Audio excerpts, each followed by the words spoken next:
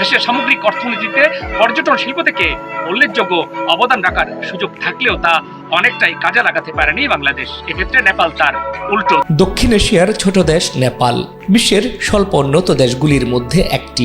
সম্পদের যথেষ্ট অভাব, অপর্যাপ্ত পরিবহন ব্যবস্থার কারণে দেশটির অর্থনীতি বাধাগ্রস্ত হলেও পর্যটন শিল্পে ঈর্ষণীয় সাফল্য এসেছে দেশটিতে। নেপালের ডিজিপিতে প্রায় 8% অবদান রাখে দেশটির পর্যটন শিল্প। প্রায় 11 লাখ মানুষ প্রত্যক্ষ ও পরোক্ষভাবে পর্যটন শিল্পের সঙ্গে জড়িত। মহামারী করোনায় দেশটির পর্যটন খাতে বড় ধরনের ধাক্কা লাগে। সেই ধাক্কা সামাল দিয়ে ঘুরে দাঁড়ানোর চেষ্টা করছে দেশটির পর্যটন শিল্প। এক কথায় বলা যায় নেপালের অর্থনীতিকে সুরক্ষা দিচ্ছে পর্যটন খাত।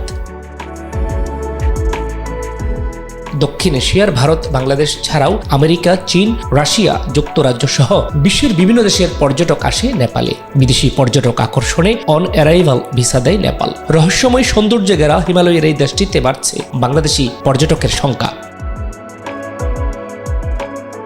নেপালের পাহাড় পর্বত ট্রেকিং ছাড়াও লাখ লাখ মানুষ নেপাল ভ্রমণ করে। হিমালয়ের মাঝে অবস্থিত দেশটির মনোরম দৃশ্যাবলী, প্রাচীন মন্দির সহ টুরিস্ট স্পটগুলোতে। নেপাল থেকে 32 কিলোমিটার পূর্বে নৈসর্গিক স্থান নাগরকোট। নেপাল গেলে পর্যটকরা ছুটে যায় নাগরকোটে। অনেকেই রাত্রি যাপনও করে সূর্যোদয় দেখার জন্য। পৃথিবীর সবচেয়ে উঁচু স্থানে অবস্থিত, তাই এভারেস্ট ছাড়াও বেশ কয়েকটি চূড়া দেখা যায় এখান থেকে। এজন্য অনেক পর্যটক বসন্তকালটাই বেছে নেয়।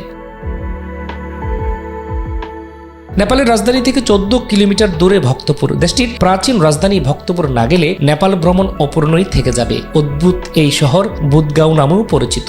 12 শতকের দিকে রাজা আনন্দমাল্লা এই নগরী প্রতিষ্ঠা করেন। 15 শতক থেকে ভারত তিব্বতের প্রধান বাণিজ্য পথ ছিল ভক্তপুর। 1768 সালে কৃতবিতা নারায়ণ দখল করার পর বাণিজ্যিক কেন্দ্র অন্যত্র চলে যায়। এখানে দর্শনীয় স্থাপত্য সমূহের মধ্যে পটাস স্কয়ার, পশ্চিম তাবুদি টোল গেট, তামুদি টোল, ভৈরবনাথ মন্দির, তেলুজু ঘণ্টা, দরবার স্কয়ার, পটাস স্কয়ারের সিংহদ্বার, তাচুপাল জাদুঘর অন্যতম। পোখারা নেপালের রাজধানী কাঠমান্ডু থেকে 200 কিলোমিটার পশ্চিমে অবস্থিত। এই শহরকে বলা হয় নেপালের রানী। নেপালের ভূস্বর্গ পোখারা থেকে বিশ্বের দীর্ঘতম হিমালয় পাহাড়ের সারি দেখা যায়। পাহাড়, জলরাশি, মেঘমালা কি নেই এখানে। মাউন্টেন ভিউর এই শহর সাংস্কৃতিক ঐতিহ্য ও সমৃদ্ধ। বলা যায় ভ্রমণ পিপাসু মানুষের জন্য এটি স্বর্গরাজ্য। এখানকার দর্শনীয় স্থানগুলোর মধ্যে ফেওয়ালেক, ডেভিস ফল, গুপ্তেশ্বর মহাদেব গুহা, জাংচুর চোলিং গুম্পা, শরণ কোট, মাউন্টেন মিউজিয়াম, মহেন্দ্র গুহা অন্যতম। এখান থেকে 3টি পর্বত শৃঙ্গ ধওলাগিরি, অন্নপূর্ণা ও মানাসুল দেখা যায়। ট্রেকিং করতে অনেক পর্যটক চলে যান গড়েপানি হিল ও সেতি গান্দাকিতে। আমাদের যে সি বিচ আছে, আমাদের কক্সবাজার সাথে যে আমাদের যে হিল ট্যাক্স যে এরিয়া আছে, এগুলা এই নেপালের যে হিল ট্যাক্স আছে এগুলো হচ্ছে কোনো অংশে কম না।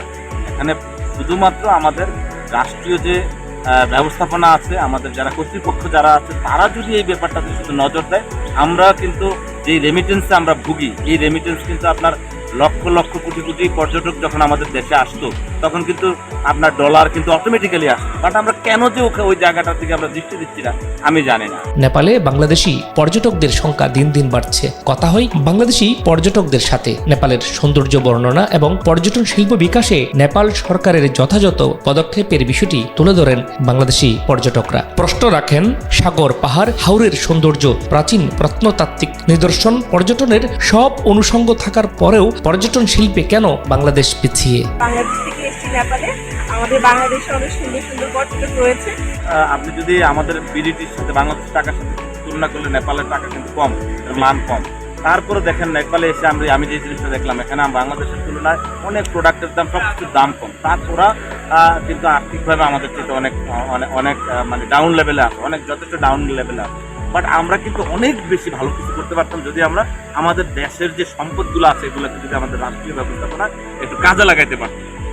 আমার কাছে কষ্ট লাগে, আমাদের সচিবরা, আমাদের মন্ত্রীরা, আমাদের এমপিরা দেশের বাইরে যাচ্ছে না, হাজার হাজার কোটি টাকা তারা কিন্তু দেশের বাইরে গিয়ে খরচ করে, অথচ ওখান থেকে এসে একটা কিছু ইমপ্লিমেন্ট করে না আমাদের দেশে।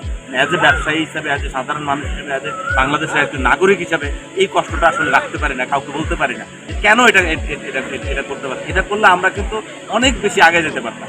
পর্যটন খাতটাকে আমরা ঢেলে সাজানোর যথেষ্ট সুযোগ আমাদের দেশে আছে। বিদেশি পর্যটক আকর্ষণে সঠিক কর্মপরিকল্পনা গ্রহণ করার জন্য নোবেল বিজয়ী ডক্টর ইউনূসের নেতৃত্বাধীন অন্তর্বর্তীকালীন সরকার প্রয়োজনীয় পদক্ষেপ নেবেন এমনটাই প্রত্যাশা নেপালে আগত বাংলাদেশি পর্যটকদের। বাংলাদেশের প্রতিবেশী কয়েকটি দেশের অর্থনীতি পর্যটন শিল্পের ওপর নির্ভরশীল। তাদের অর্থনীতিকে সমৃদ্ধ করে তুলছে এই শিল্প। নেপালে আগত বাংলাদেশি পর্যটকরা অনেকটাই ক্ষোভের সুরে বলছেন, বাংলাদেশের সংশ্লিষ্ট মন্ত্রণালয়ের দায়িত্বশীলদের বিশ্বের বিভিন্ন দেশ ঘুরে পর্যটন শিল্পের বিকাশে করণীয় নির্ধারণ এখন সময়ের দাবি।